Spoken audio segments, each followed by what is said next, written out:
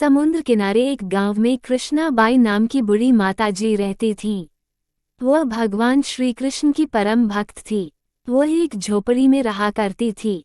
कृष्णाबाई का वास्तविक नाम सुखिया था, पर कृष्ण की भक्ति के कारण इनका नाम गांव वालों ने कृष्णाबाई रख दिया।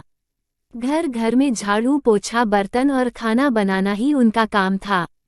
कृष्णाबाई रोज फूलों की माला बनाकर दोनों समय श्री कृष्ण जी को पहनाती थी और घंटों कान्हा जी से बात करती थी। गांव के लोग यही सोचते थे कि बुढ़िया पागल है। एक रात श्री कृष्ण जी ने अपनी भक्त कृष्णाबाई से यह कहा कि कल बहुत बड़ा भूचाल आने वाला है, तुम ये गांव छोड़कर दूसरे गांव चली जाओ। अब क्या था, मालिक का आदेश था। कृष्णाबाई ने अपना सामान इकट्ठा करना शुरू किया और गांव वालों को बताया कि कल सपने में कान्हा आए थे और कह रहे थे कि बहुत प्रलय होगा, गांव छोड़कर पास के गांव में चली जा। अब लोग कहाँ उस बूढ़ी पागल की बात मानने वाले थे। जो सुनता वही जोर जोर से ठहाके लगाता और कृष्णाबाई का मजाक बनाता। इतने में कृष्णाबाई ने एक बैलगाड़ी मंगाई और अपने कान्हा की मूर्ति ली और सामान की गठरी बांधकर गाड़ी में बैठ गई और लोग उसकी मूर्खता पर हंसते रहे।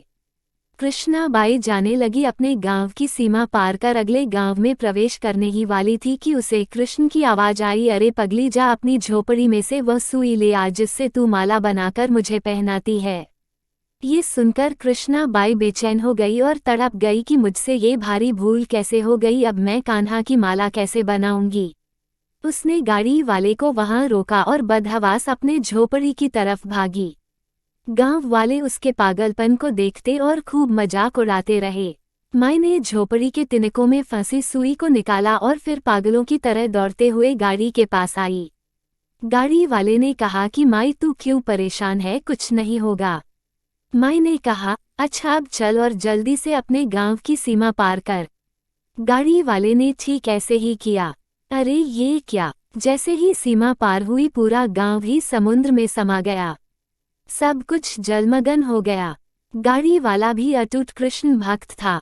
यन केन प्रक्रेन भगवान ने उसकी भी रक्षा करने में कोई विलंब नहीं किया।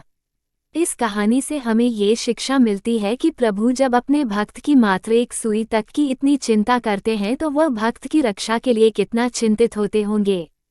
जब तक उस भक्त की एक सुई उस गांव में थी, पूरा गांव बचा हुआ था। इसलिए कहा जाता है कि भरी बदरिया पाप की बरसन लगे अंगार, संत न होते जगत में जल जाता संसार।